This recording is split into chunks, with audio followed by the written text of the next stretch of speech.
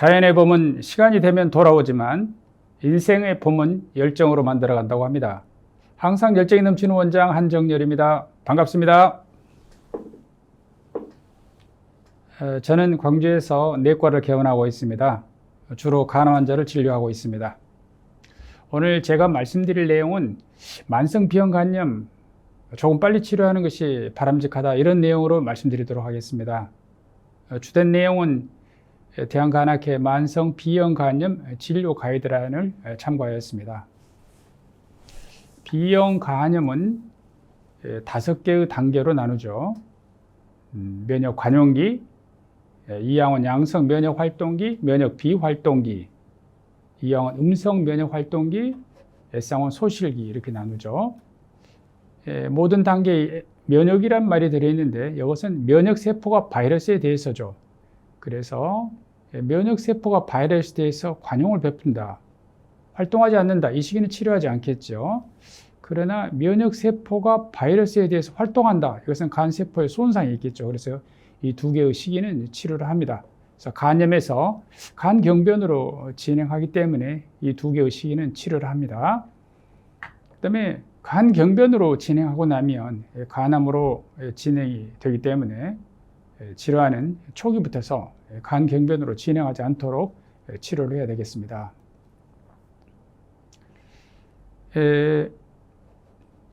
간염에서 간암의 진행은 1% 이하입니다.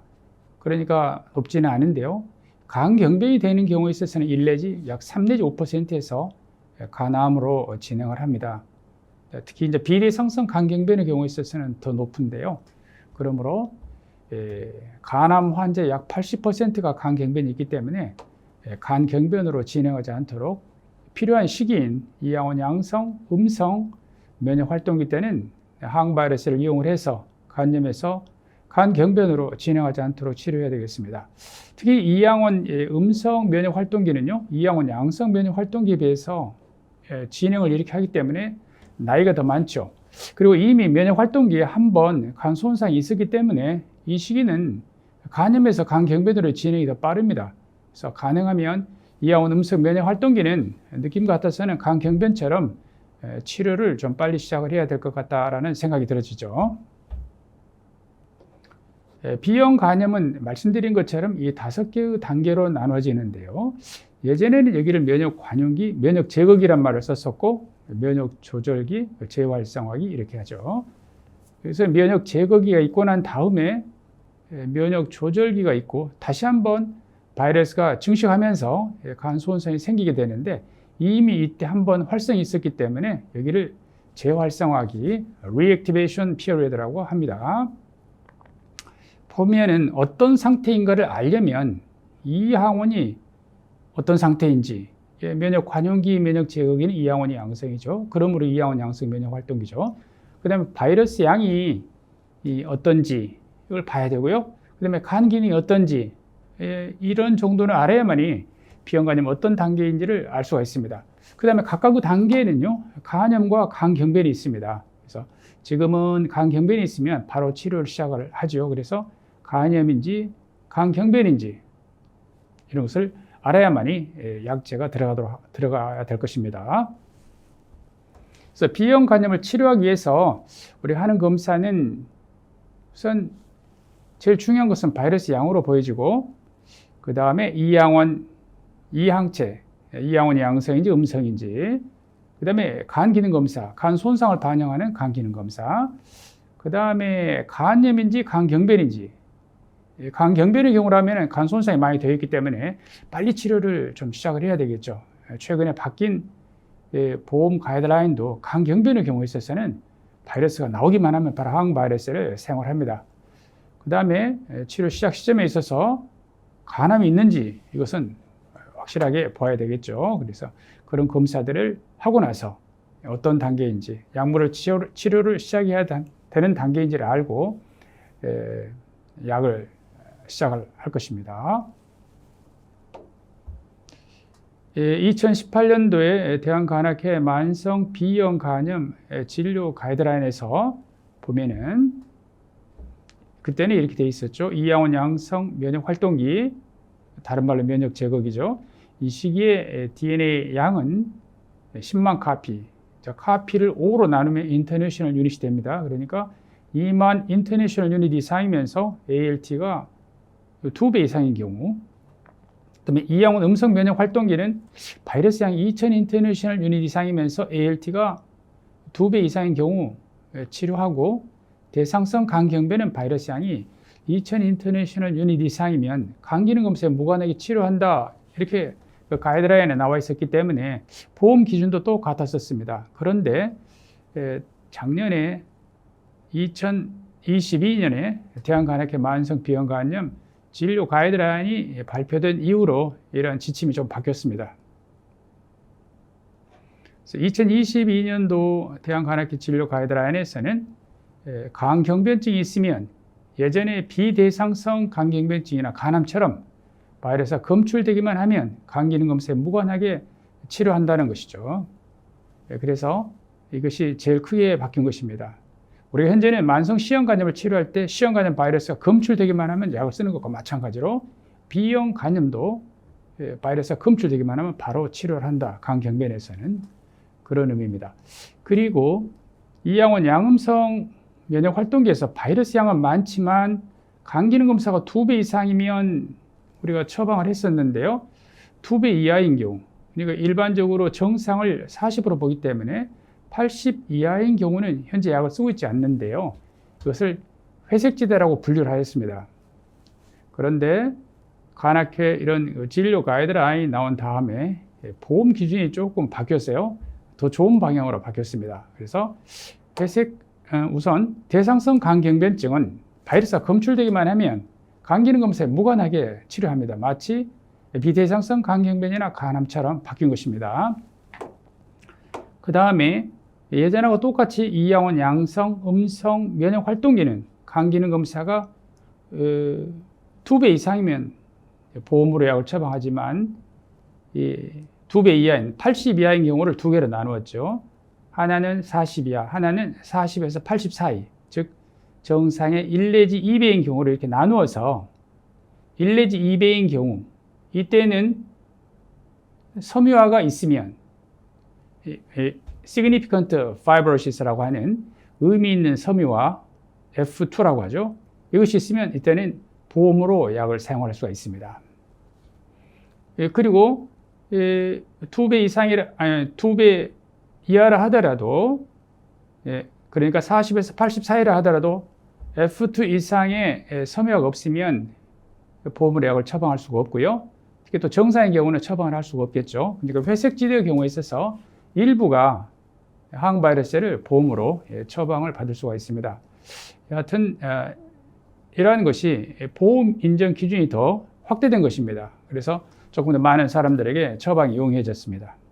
그래서 바뀐 요양급여 기준을 보면은 제일 크게 바뀐 것이 간경변증, 대상성 간경변증, 이런 경우에는요, DNA가 검출되기만 하면 간 기능 검사에 무관하게 급여를 합니다. 마치 비대상성 간경변증이나 간암하고 똑같습니다.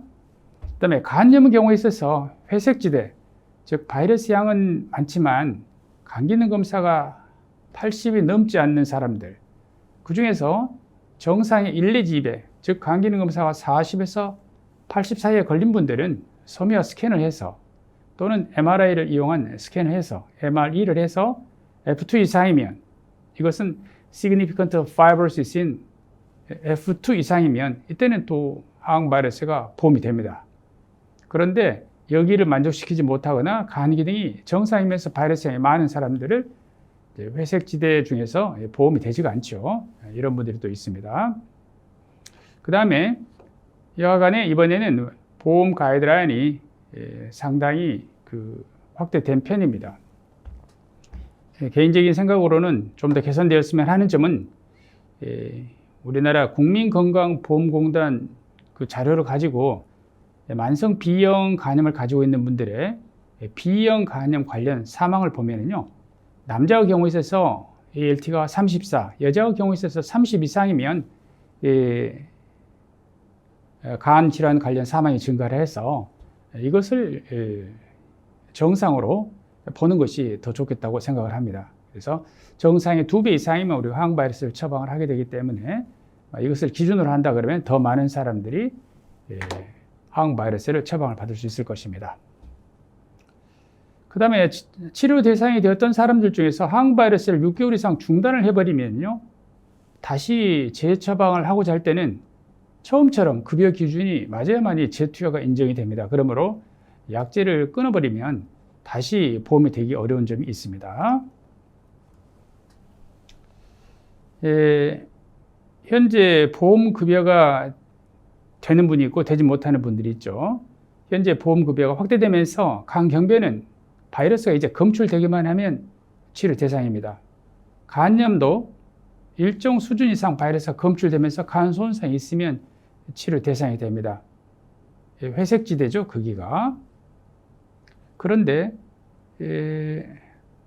전에는 간경변도 바이러스 양이 10,000 2000 인터내셔널 유닛 이상이야만이 치료를 할 수 있었습니다. 그런 것처럼 이제 간염도 간경변처럼 점차 보험 기준이